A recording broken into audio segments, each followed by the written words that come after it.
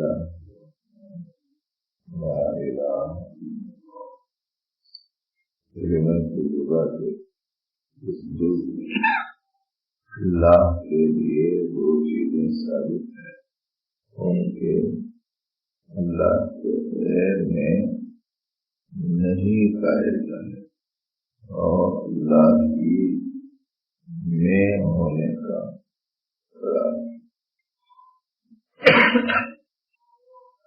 وجود کے صفت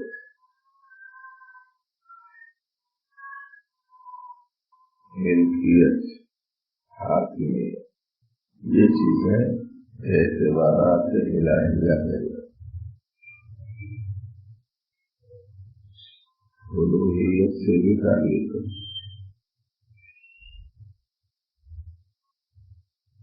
لا الہ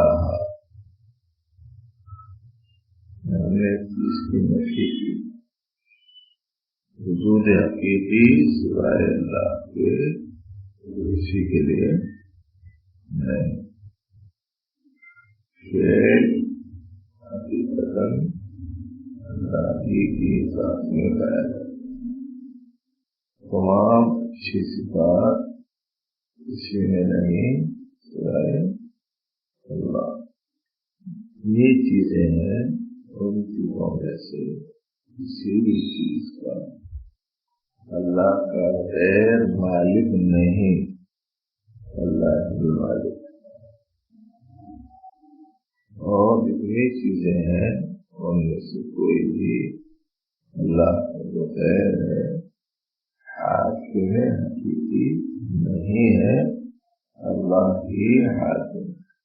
تو یہ پانچ چیزوں کو مخلوق سے نکالنا، یہ نفی، اللہ ہی میں ثابت کرنا، یہ اس بات نفی اور اس بات یہ اصطلاحات تھوڑے تھوڑے سے کان میں پڑھتے رہنے چاہیے تاکہ سلسلے کا جو خاص علم ہے اس سے بھی تھوڑی بہت آگاہی۔ نفی اور اس بات، پہلے نفی پھر اس بات، پہلے انکار پھر اقرار۔ کیسے انکار؟ مخلوقات کے موجود ہونے سے انکار، مخلوقات کے قائم ہونے سے انکار، مخلوقات کے کامل صفات والا ہونے کا انکار، مخلوقات کے مالک حقیقی ہونے کا انکار، مخلوقات کے حاکم حقیقی ہونے کا انکار۔ یہ لا الہ الا اللہ، وجود حقیقی صرف اللہ، حاکم حقیقی صرف اللہ، مالک حقیقی صرف اللہ، عامل صفات والے صرف اللہ، کرتا کرتا فعل کرنے والے صرف اللہ۔ یہ الا اللہ سے اس بات، لا الہ میں نفی اور اس بات کا مجموعہ ہے لا الہ الا اللہ۔ اسی لیے ہمارے حضرت صوفی صاحب رحمۃ اللہ علیہ نے الوہیت پانچ چیزوں کو یاد آسانی سے رکھنے کے واسطے کیا فرمائے؟ خالق، مالک، حاکم، رب، معبود۔ یہ معنی ہے لا الہ الا اللہ، لا خالق الا اللہ، لا مالک الا اللہ، لا حاکم الا اللہ، لا رب الا اللہ، لا معبود الا اللہ، لا الہ الا اللہ۔ یاد رہے گا؟ بہت بڑا سبب ہے، ہضم ہوا اگر ہضم ہوا تو بہت بڑا سبب۔ پانی خوب پڑا، پھر خوب پڑا، پھر خوب پڑا، پھر خوب پڑا، برتن اچھا محفوظ ہے जमा कर लिए, जबरदस्त था। पानी पड़ा, फिर पड़ा, फिर पड़ा, फिर पड़ा, फिर पड़ा, चट्टान पर पड़ा, बह गया तो क्या मिला? अच्छा याद रखना। नफी और इस बात क्या है? ला इलाहा इल्लल्लाह में नफी और इस बात, नफी और इस बात क्या है? खालिस तालीम है, समाज के जायके के लिए नहीं सुनना है। और यहाँ जिससे भी आते हैं माशाअल्लाह वो किसी लबो लहजे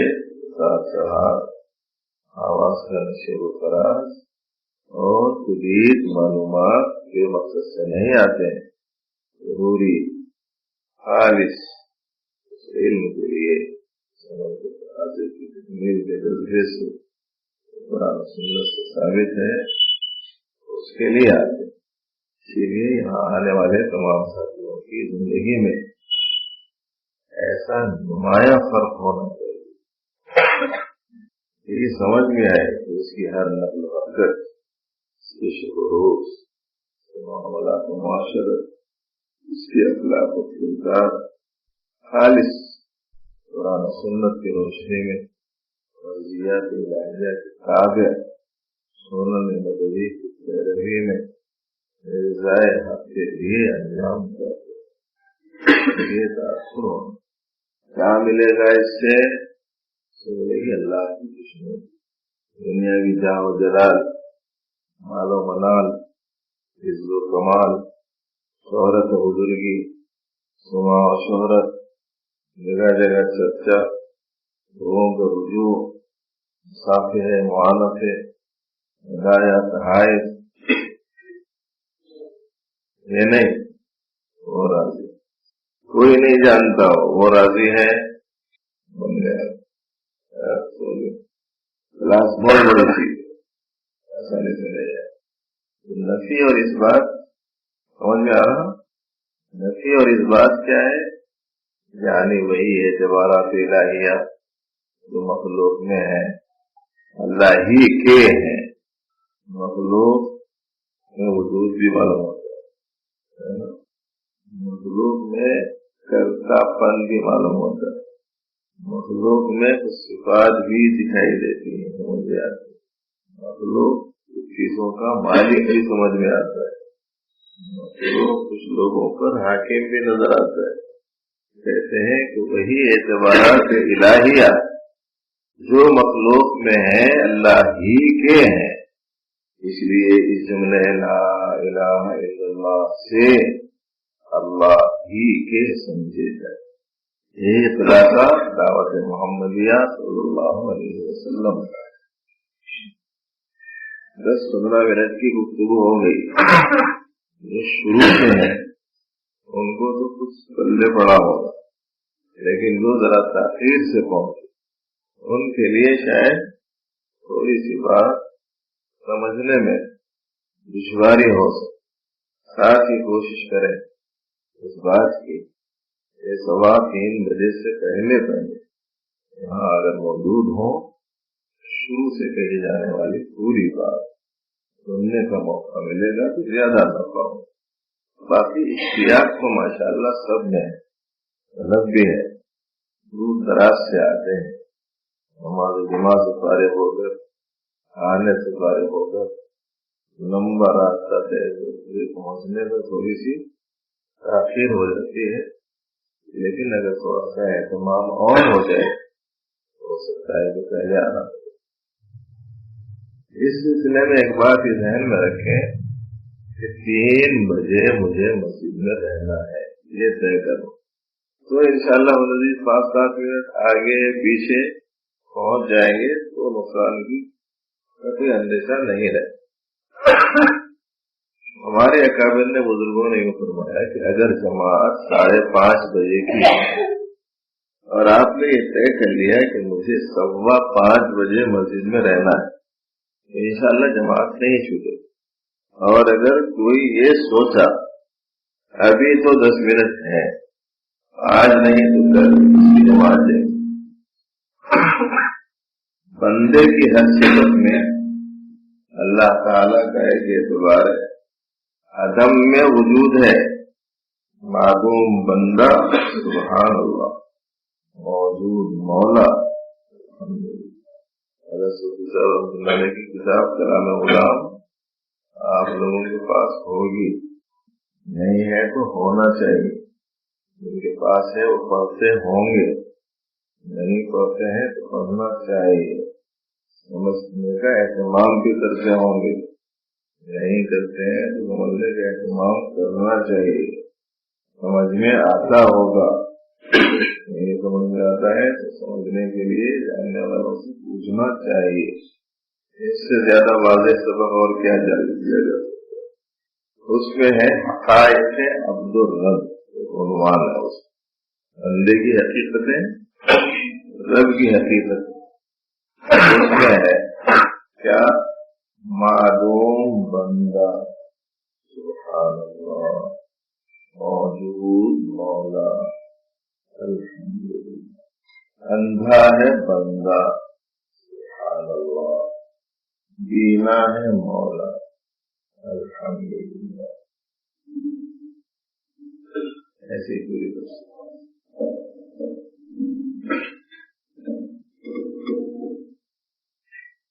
کیا کہتے ہیں؟ بندے کی ہر صفت میں ان کا ایک اعتبار ہے. عدم میں وجود ہے، صفات ناقصہ میں صفات کمالیہ نمایاں ہیں، افعال اور کسب میں فعل ہے، محکومیت مملوکیت میں حاکمیت اور مالکیت ہے. مگر ذات انسانی نے اعتبارات حق کو جو وصف ذات ہیں اور جو الوہیت کہلاتے ہیں اپنی ذات سمجھا. یہی شرک کا سبب ہے. اگر صورت سے جدا سمجھ کر ان اعتبارات کو، لیکن صورت سے اللہ کی ذات پاک ہے، صورت سے اللہ کی ذات پاک، صورت شکل نہیں. اور صوفی صاحب رحمۃ اللہ علیہ نے فرمایا صورت کی ہستی کی کوئی شکل نہیں. اس کی وجہ سے وجود، ہستی کی کوئی شکل نہیں. یاد رکھ بولا، شکل صورت نہیں. شکل صورت کا مطلب یہ ہوا کہ وہ حد بندیوں میں ہے. شمال ہے، جنوب ہے، مشرق ہے، مغرب ہے، خوف ہے، رات ہے، محدود ہے، جگہ ہے. شکل کے تقاضے ہیں، صورت کے. اللہ کی ذات سے پاک ہے، ہستی کی کوئی شکل نہیں. یاد رکھ بولا، ان صورتوں کو جاننا اختیار ہے. غیر ہے، غیر اللہ کا غیر. جہاں صورت ہے وہ اللہ کا غیر. سورج کو صورت ہے نہیں ہے، اللہ کا غیر. کام کو صورت ہے، اللہ کا غیر. پانی کو صورت ہے، اللہ کا غیر. گاؤں کو صورت ہے، اللہ کا غیر. انسان کو صورت ہے، حیوان کو صورت ہے. مگر ذات انسانی نے اعتبارات حق کو جو وصف ذات الہیہ ہیں تو الوہیت کہلاتے ہیں، اپنی ذات سمجھا. یہی شرک کا سبب بنا. اگر صورت سے جدا سمجھ کر ان اعتبارات کو، یعنی وجود کو، فعل کو، صفات کمالیہ کو، حاکمیت و مالکیت کو، ان اعتبارات کو اللہ کے سمجھے تو یہ اس بات ہے. گویا ایسا فہم ذات عالم سے بنفی و اثبات صحیح ہونا چاہیے. مگر ہر شخص سے الوہیت کا مکلف ہے. اوپر کے اعتبارات تفصیلی نہیں، صرف اجمالی. یہ غور طلب امر ہے کہ شرک صحت علمی اور رفع جہل انسانی کے لیے علم جب تک کہ صحیح نہ ہو شرک نکلنا مشکل. کر کے میں کرا بولا، کرنے والے تو افضل ہے، فعل میں شریک ہے. اپنے وجود کا اس بات کرتا رہتا ہے، اپنے فعل کا اس بات کرتا ہے، اپنی صفت کا اس بات کرتا ہے، اپنی عاقبیت کا، اپنی مالکیت کا. حقیقت میں شے علیحدہ ہے اور الوہیت کا وصف علیحدہ ہے، یعنی صورت سے جدا ہے. اسی نفی اور اس بات کا اثر صرف علم انسانی کی حد تک محدود ہے. واقع میں الوہیت ظاہرہ باطن ہی میں مثبت ہے، باطن میں ذات حق اور ظاہر میں الوہیت الہیہ. صورت میں مغایرت ذاتیہ انسانیہ کے ضمن میں اپنے انسانی جو ذات ہے اس کے غیر ہونے کے ضمن میں وصف ذات الہیہ کو اپنی سمجھا جہالت سے، حالانکہ انہ کان ظلوما جہولا، یہ بڑا ہی بےدرس نادان انسان ہوتا ہے. مملوکیت جو شے ہے، اس لیے مالکیت صورت مملوکیت ظاہر ہوگی. مملوک میں مملوکیت ذاتیہ اپنے مملوک ہونے کو بھول کر مالکیت ہی کو اپنی ذات خیال کی. بالکل پہلے دن سے پڑھایا جانے والا سبق کا دوسرے انداز میں تذکرہ ہے، جس کو صحت علمی دے کر احسان عظیم اللہ تعالیٰ نے فرمایا لا یخلقون شیئا وہم یخلقون، کچھ پیدا نہیں کرتے بلکہ کچھ پیدا کیے ہوئے. اموات غیر احیاء، اموات ہیں، میت ہیں، مردے ہیں، جن میں جان نہیں. کیف تکفرون باللہ وکنتم امواتا فاحیاء، کس طرح کافر ہوتے ہو خدا تعالیٰ سے حالانکہ تم بے جان تھے، پھر اللہ نے تم کو زندگی بخشی. حیات اور ممات، زندگی اور موت ایک دوسرے کے غیر اور ضد ہے. شعور تملیکی انفسی لوازم حیات سے ہے نہ کہ ممات. اپنے ہونے کا، اپنے مالک ہونے کا جو شعور ہے وہ حیات کی خصوصیات میں سے، موت کی خصوصیات میں سے نہیں ہے. اور مالکیت جزو ذات الہ ہے، اللہ مالک ہے. میت نے بعض سرفرازی حیات لوازم حیات کو اپنی سمجھا، اس لیے مجھے اندازہ ہے کہ پوری طریقے سے بات ختم نہیں ہو رہی ہوگی، لیکن اس لیے ہم سنا رہے ہیں کہ کب تک ہم ایسا ان علوم سے، ہمارے اکابر کے اصطلاحات سے ناواقف رہیں گے. تھوڑی بہت بات تو کان میں پڑھتے رہنے چاہیے. ویسے ہم کوشش کر رہے ہیں کہ آپ کو سمجھا دینے کی کوشش بھی کریں، بعد میں سمجھانا تو آپ تعالیٰ کا کام ہے، ہمارا تو نہیں. نئی چیزوں کے استعمال میں اپنی سمجھ کے اپنی مرضی سے استعمال کر رہے نہیں کر رہے، یہ شمار کی دوسرے کی سمجھ کے کرنے کا عمل اپنی سمجھ کے کرنے کے عمل میں فرق رہتا نہیں رہتا. دوسرے کی سمجھ کے کرنے میں دوسرے کی مرضی سے استعمال کرتے، اپنی سمجھ کے کرنے کی صورت میں اپنی مرضی سے استعمال کرتے. زندگی کے مختلف مرحلوں میں اس قسم کی ہزاروں چیزیں آدمی مشاہدہ کرتا ہے. اسی صاحب نے آپ کو عطر کی شیشی ڈھکن نکال کے دی، یہ تھوڑا لگا لیجیے. آپ کی کیا کرتا ہوں لے کے لگا لیجیے، شکریہ بندو آپ اس کا ایسے کرتا. کسی سے آپ کو پریشان کی بہت سا اس کا ڈھکن کھول کے پبلک میں رکھنا شروع کرتے ہیں. کیوں نہیں کرتے؟ ممکن نہیں ہے نا. انہوں ان کو استعمال کرنے کے واسطے دیے، اسی حد تک استعمال کرتے ہیں. یہ علامت ہے اس بات کی کہ اس عطر کی شیشی کو وہ شخص ذات ہی اپنی نہیں سمجھتا، دوسرے کی سمجھتا ہے. اس حد تک اس کا علم صحیح ہے نا، اس حد تک اس کا علم صحیح ہے. اب یہ زبان ہے، کیا بولو بولے وہ بولتا ہے، اور جو بولنے سے روکا گیا ہے وہ نہیں بولتا. وہ کہا جائے گا کہ اس کا شعور اور اس کا علم صحیح ہے کہ اس کا مالک حقیقی یہ اپنے کو نہیں سمجھتا۔ نیکی کی بات بولنے کا نمبر آیا تو باطل ناخواستہ بول رہا ہے، بری بات بولنے کا نمبر آیا پورے جوش و خروش سے بول رہا ہے۔ اس کا مطلب کیا ہوا کہ زبان کی ملکیت کے بارے میں اس کا ابھی علم و شعور صحیح نہیں ہے۔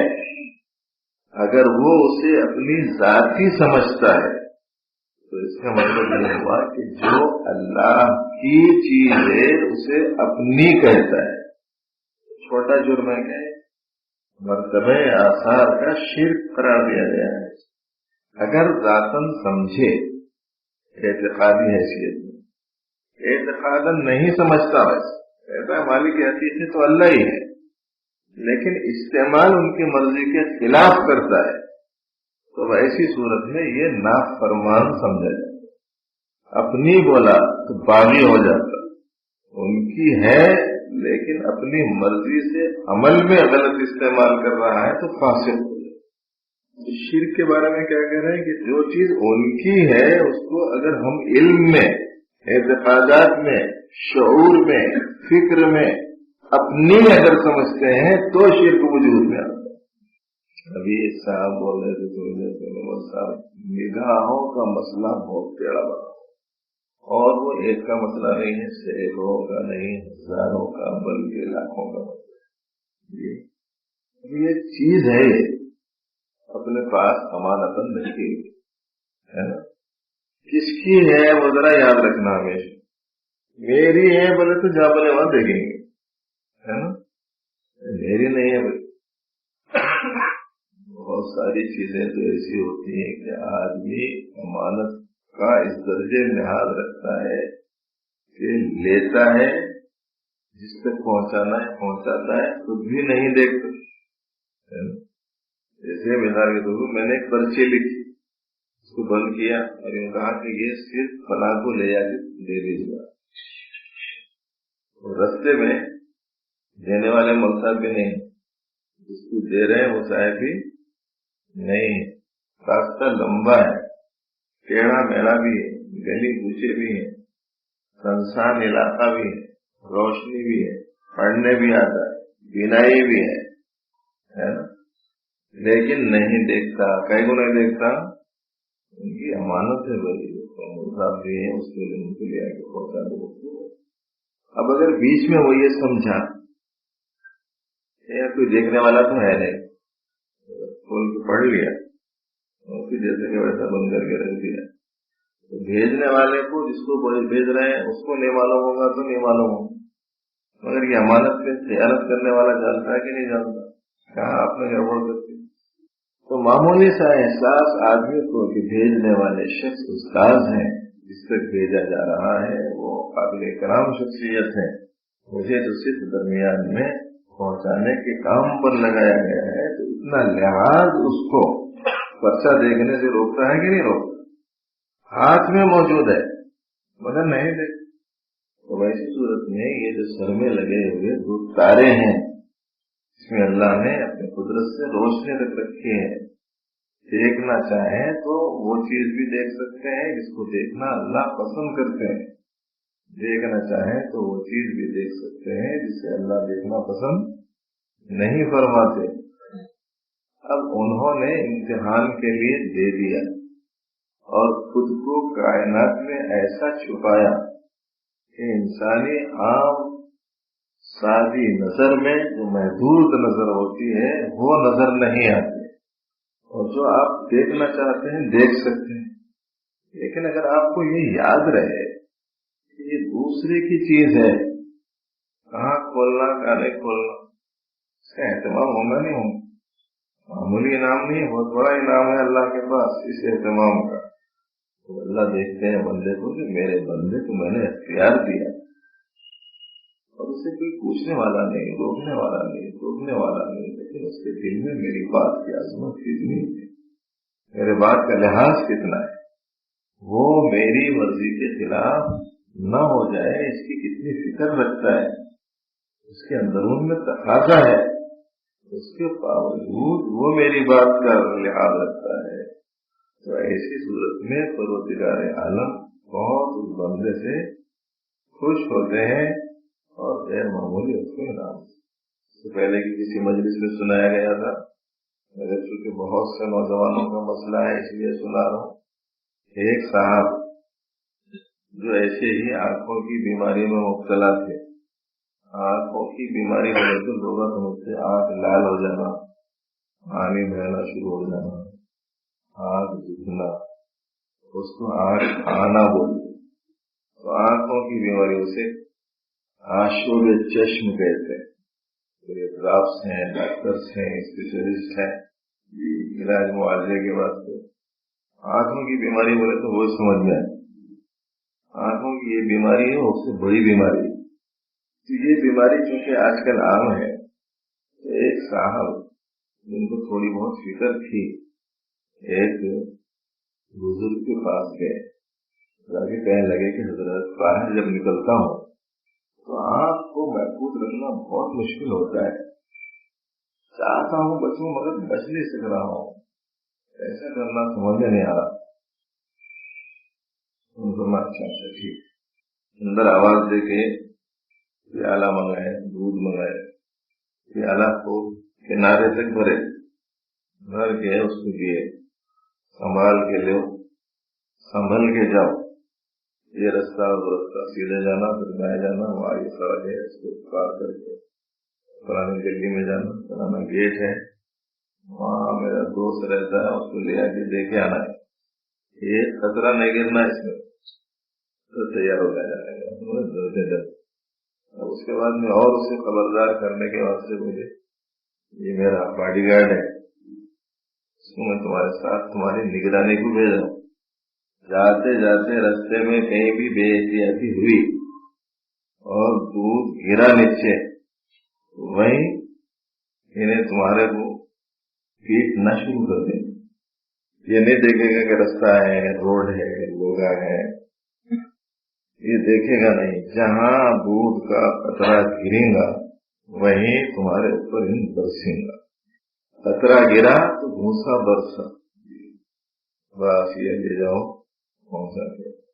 آپتے کانپتے لرزتے بڑی احتیاط کے ساتھ دونوں ہاتھوں سے تھام کے آہستہ آہستہ قدم، نگاہ پوری پیالے کے اوپر، زاویہ پورا ایک دم درست، یہ ہوش حواس ایک جگہ کر کے پورے پیالہ کی برقراری کے ساتھ کنٹرول رکھتا ہوا آہستہ آہستہ آہستہ آہستہ گیا، دوست کے گھر پہنچا اور ان کے حوالے کر کے جب کہیں جا کے چاند میں چاند آئی، بڑے خوشی سے واپس آیا، کہنے لگا کہ حضرت تعمیر ارشاد میں نے کر دی اور آپ کے دیے ہوئے کام کو میں نے بغیر کمی کوتاہی پورا کر دیا، بڑی خوشی کا اظہار کیا۔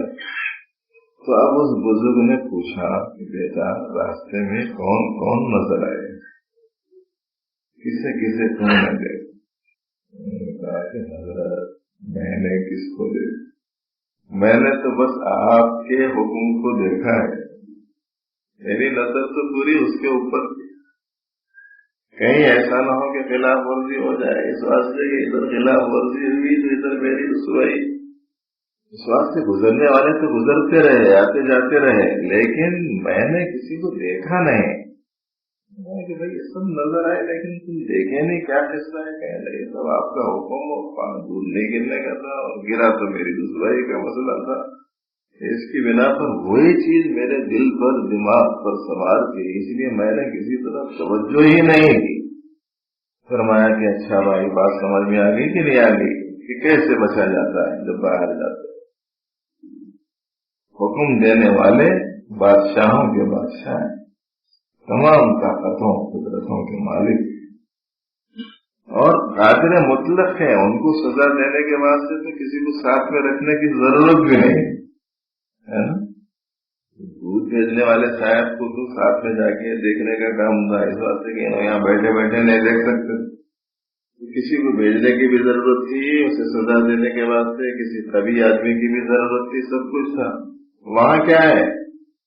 وہاں تو کچھ نہیں، یہ تو ان کی عنایت ہے، مہربانی، شان ستاری ہے۔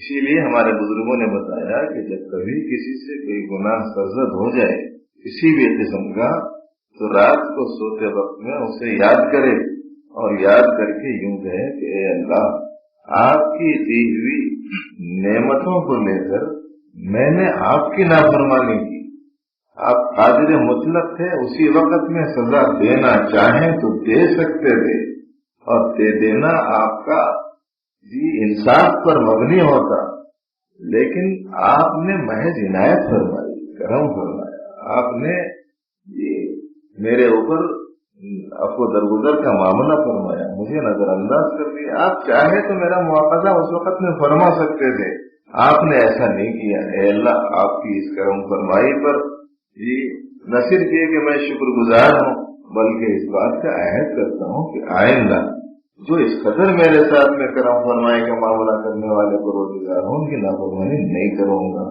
یہ سوتے وقت میں اس کا اہتمام کریں، انشاءاللہ العزیز جس گناہ کے بارے میں اس کا اہتمام کریں گے، آج نہیں کل، کل نہیں پرسوں، اللہ کی مدد و نصرت شامل حال ہوں گی، اور اس کو اس گناہ سے بچنے میں اللہ کی نصرت کی برکت سے آسانی ہو جائے گی۔ اندرون سے اپنے ارادہ چاہیے، ہم طے کریں کہ مجھے اپنے آپ کو اللہ کی منشے کے مطابق، مرضی کے مطابق چلانا۔ اور پھر ہمارے صوفیاء کرام نے، بزرگان دین نے جو بات کہی ہے وہ بات تو کچھ اور ہی کہی، ہم تو اپنے حساب سے سوچ لیتے، مار لگے گا، سزا ملیں گی، عذاب ہوگا، عقاب ہوگا، ڈانٹ ڈپٹ ہوگی، تکلیف ہوگی، ہم یہ پس منظر میں سوچیں۔ ہمارے بڑے لوگ کیا کہتے ہیں؟ ہمارے بڑے لوگ یوں کہتے ہیں، اللہ کی ذات پاک ہے، تمہارا مقصود اللہ کی ذات ہے، اور تمہارے حق میں سب سے بڑی نعمت اللہ کا دیدار ہے، اور اس مبارک پاکیزہ ذات کو دیکھنے کے واسطے تم کو چاہیے آنکھ، تو کیسی چاہیے؟ حضرت صوفی صاحب رحمۃ اللہ نے فرمایا، دیکھنا ہے غلام آقا کو، آقا سے مراد اللہ تعالیٰ ہے، دیکھنا ہے غلام آقا کو، صاف ستھری نگاہ لے کے چلو، گندی آنکھوں سے کیسے دیکھیں؟ کیا کہتے ہیں؟ سنیے، تھوڑا سا ممکن ہے کہ سمجھ میں آنے میں آسانی ہوگی۔ مملوکیت شے ہے، اس لیے مالکیت بصورت مملوکیت ظاہر ہوئی، تو مملوک نے مملوکیت ذاتیہ کو بھول کر مالکیت ہی کو اپنی ذات خیال کیا۔ مالکیت جزو ذات الہ ہے، اللہ نے اسے حیات بخشی، مالکیت اپنی سمجھ کے بیٹھ گیا، اور کہتے ہیں کہ یہیں سے شرک شروع ہو۔ اسی لیے پہلے علم صحیح کر لیں، جو کچھ میرے پاس ہے ان میں سے کسی بھی چیز کا میں مالک حقیقی، یہ پکا یاد رکھنا، سمجھنا نہیں ہے ویسا، اپنا علم صحیح کر لیں۔ بولا تقریر کرو بیٹے، وہ سارا سامنے ہے بول کے مت سمجھو، کوئی بھی نہیں ہے بول کے سمجھو۔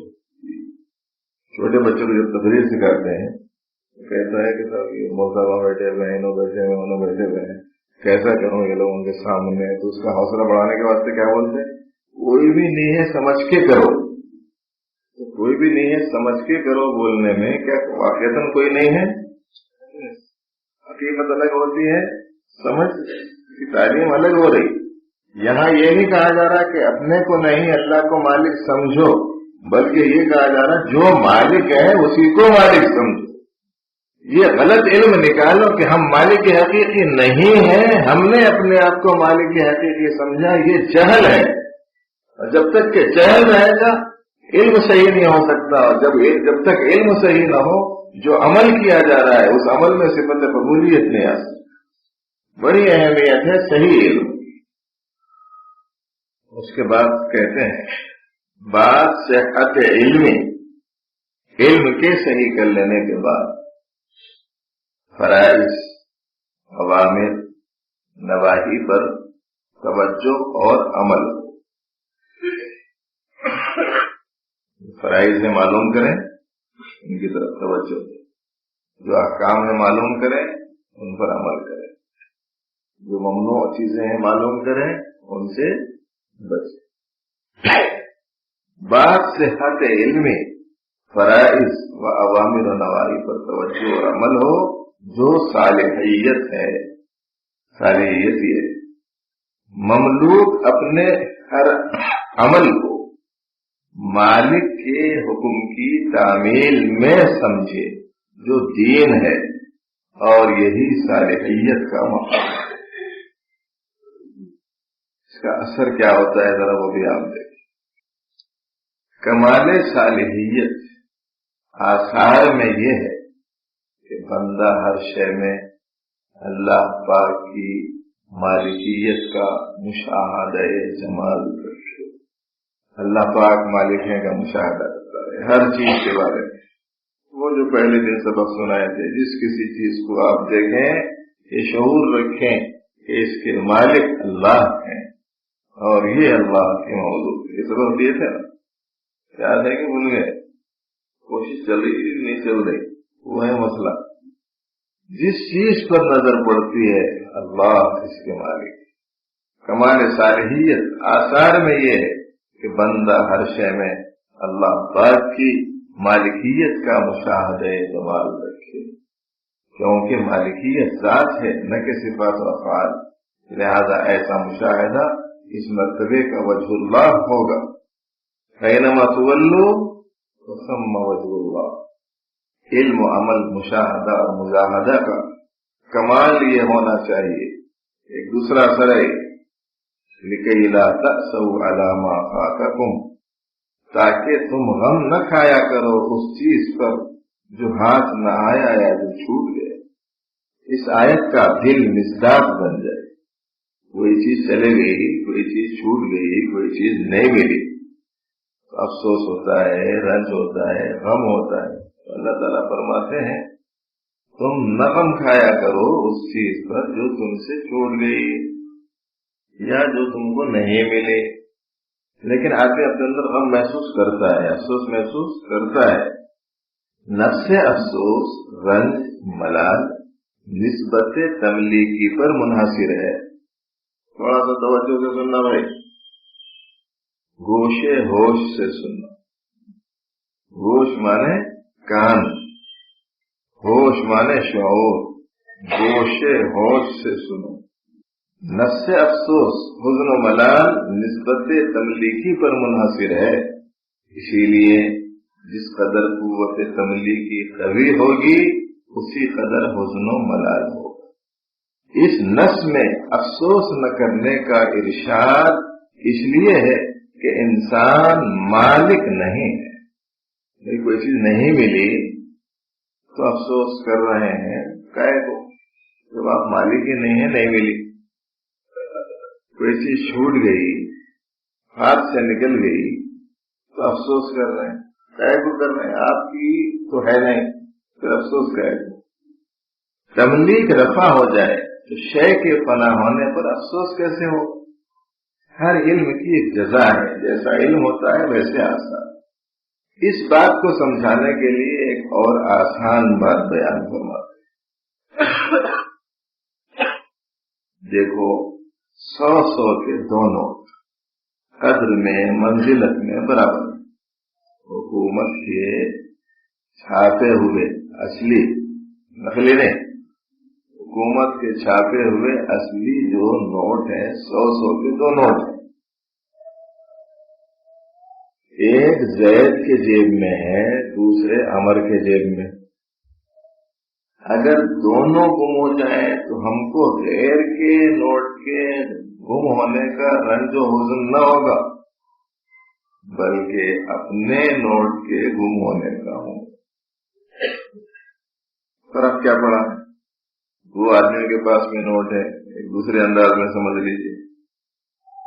اپنے جیب میں بھی نوٹ ہے، دوسرے کے جیب میں بھی نوٹ، اس کے پیسے گم گئے.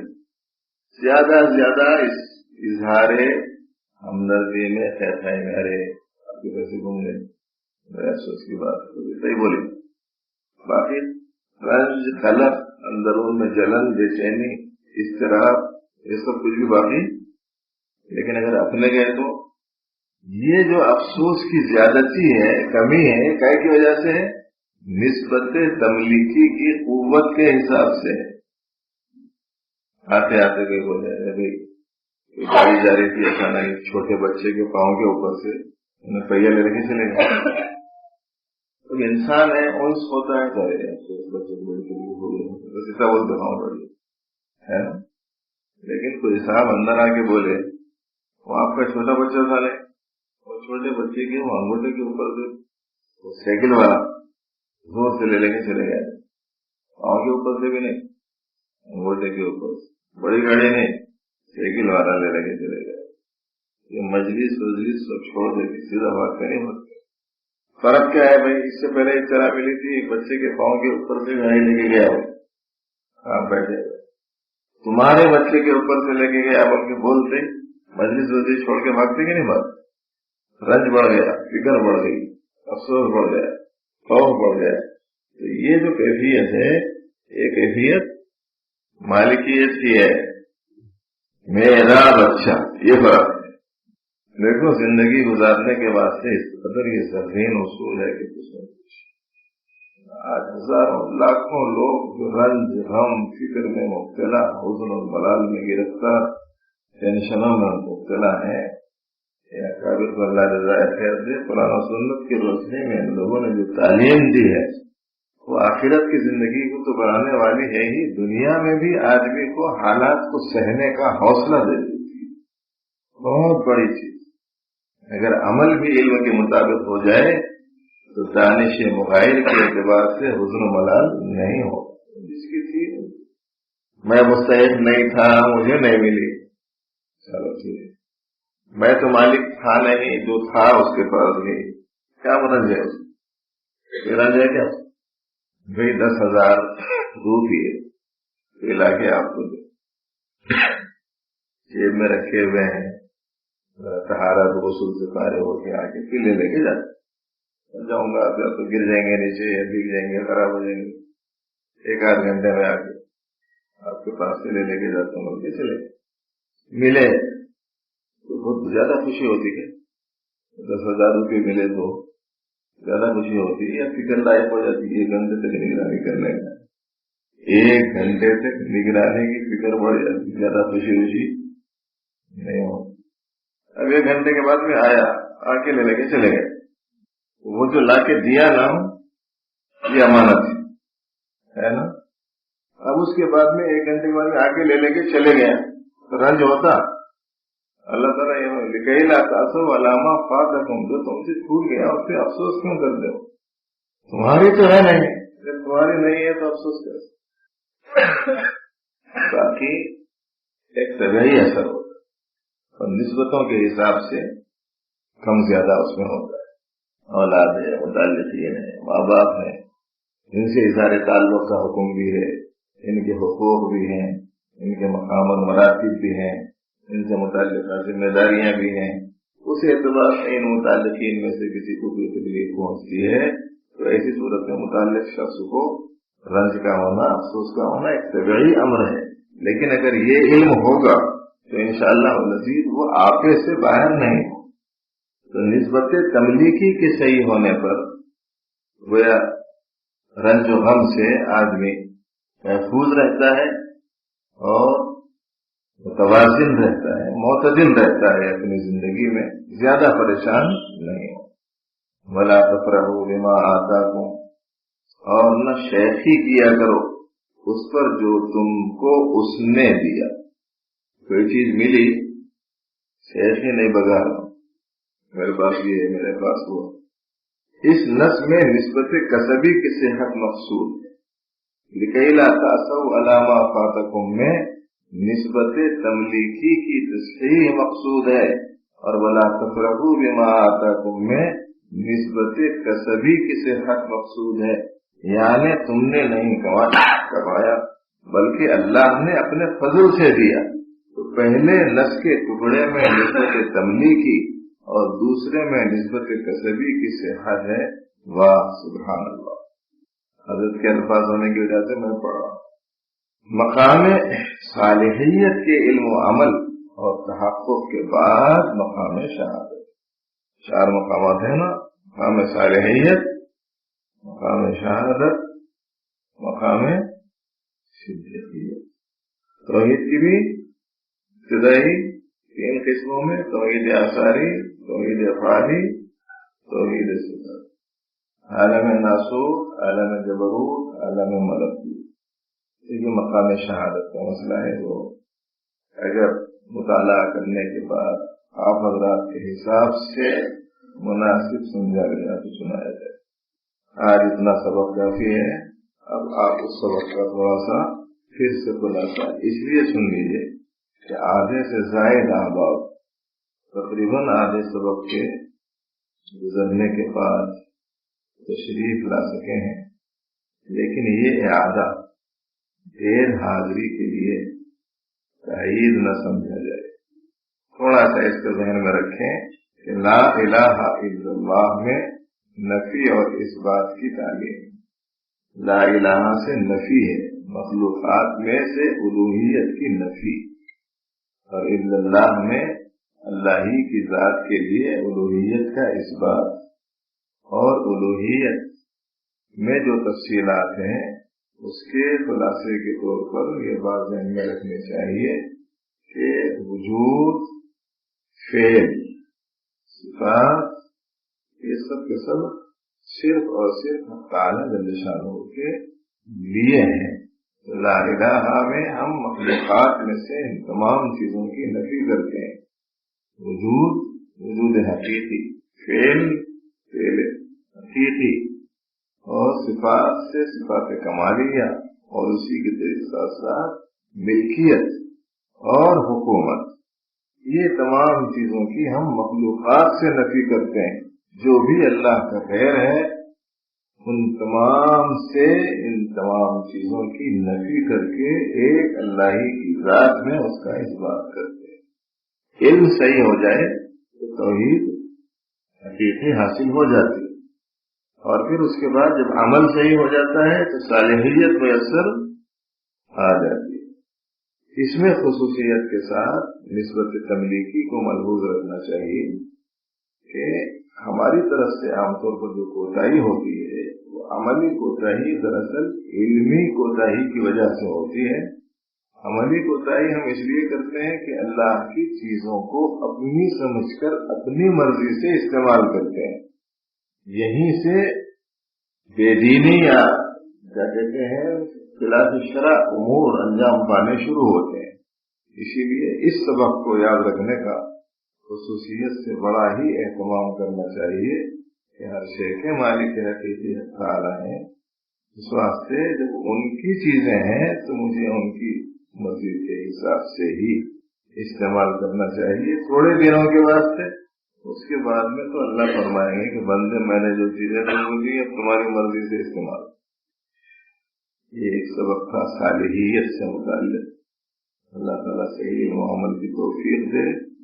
مجھے اس موقع پر ایک دوسری چھوٹی سی بات بھائیوں کی خدمت میں، بہنوں کی خدمت میں یاد کرنی ہے کہ دیکھو رمضان مبارک کی آمد ہے. اس کی بنا پر کوشش کرنا اس بات کی کہ رمضان مبارک کے لیے ہم اپنے آپ کو کچھ ایسا تیار کریں کہ رمضان میں ہمارا وقت زیادہ سے زیادہ قیمتی بن جائے. اس کے لیے ابھی سے زیادہ تلاوت، زیادہ سے زیادہ ذکر، زیادہ سے زیادہ درود شریف، زیادہ سے زیادہ استغفار، زیادہ سے زیادہ دعا، ہمیشہ زبان کو اللہ کی یاد میں مشغول رکھنے کی کوشش، اور ابھی سے تمام اعضاء و جوارح کی حفاظت اور ان کو صحیح استعمال کرنے کے اہتمام کی پریکٹس کرنا. ورنہ ڈر ہے اس بات کا کہ جس مہینے میں نیکی کرنے پر نیکیاں بہت ملتے ہیں، برائی ہو جانے پر سزا بھی کہیں سخت نہ ہو. اس کا خیال رکھنے کے لیے ابھی اسے پریکٹس کرنا. ورنہ عین ٹائم پہ تو یاد نہیں رہتا، ایسی عادت ہو جاتی پھر ویسے چلتے رہتا آدمی. اور پیارے نبی صلی اللہ علیہ وسلم کو سب سے زیادہ شعبان المبارک میں بہت زیادہ اہتمام کرتے تھے. رمضان کے سوا کسی اور مہینے میں روزوں کا اتنا اہتمام نہیں تھا جتنا شعبان میں ہوتا تھا حضور. اس لیے کوشش کرنا کہ زیادہ سے زیادہ عبادات کی طرف ہمارا دل دماغ لگ جائے. باقی ضروریات وغیرہ ترتیب ایسی بناؤ کم سے کم ٹائم لگے. ضرورت ہے مگر بقدر ضرورت رہنا. کارت خانے میں کتنی دیر جاتے جا کے بیٹھ جاتے مجھے جتنی دیر کی ضرورت ہے بس ہوتی. بازار میں جانا ہے جتنی ضرورت ہے وہ جائے اور کوشش کرو کہ بار بار جانے کی نوبت نہ آئے. ایک دفعہ جاؤ سیدھا لال. آج کل کیا نہیں ہے بازار میں, ایسے بھی ہیں بازار میں چیزیں بھی ہیں. ایسی صورت میں آدمی جا کے ایک ساتھ لا لے. ضروریات وغیرہ سے متعلق کوشش کرے کہ بازاروں میں نہ گھومے, کابل کی کتابوں کو پڑھتا رہے, بزرگوں کی حالات, رمضان المبارک وہ لوگ کیسا گزارتے تھے گزارا پڑھو. کتنا اہتمام ہوتا تھا ان لوگوں کے پاس میں کھانے کا پینے کا, اور کتنا اہتمام ہوتا تھا. مغرب سے نفلہ شروع کر دیتے تھے تو تراویح سے فارغ ہونے کے بعد بھی گھروں میں جا کے نفلوں میں لگ جاتے. 3 بجے سے 4 بجے سے اٹھ کے نوافل میں لگ گئے تو بس شہر کے آخر وقت کا اٹھ کے معمولی سی خوراک لے لیے. ان لوگوں کا معمول.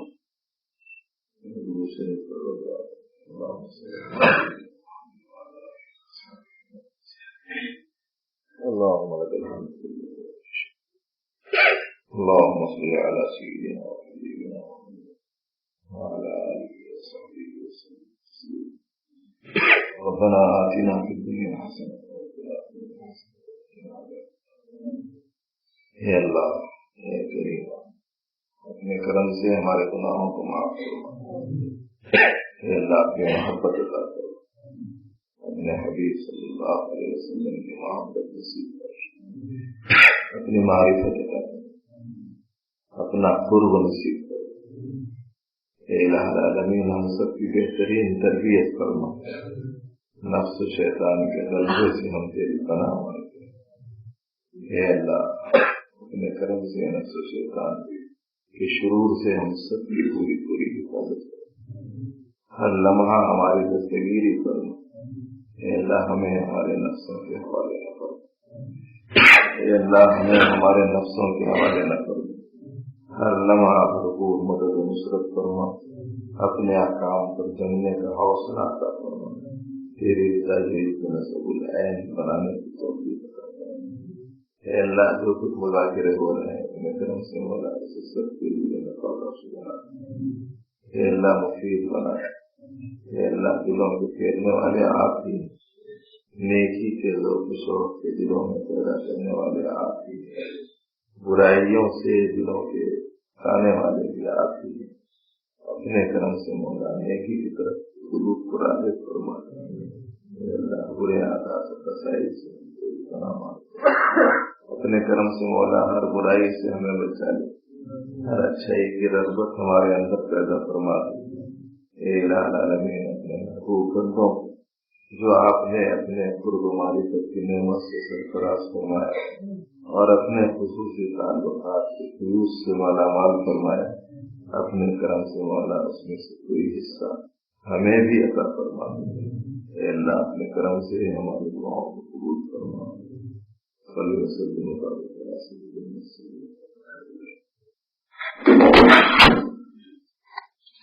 وسلم.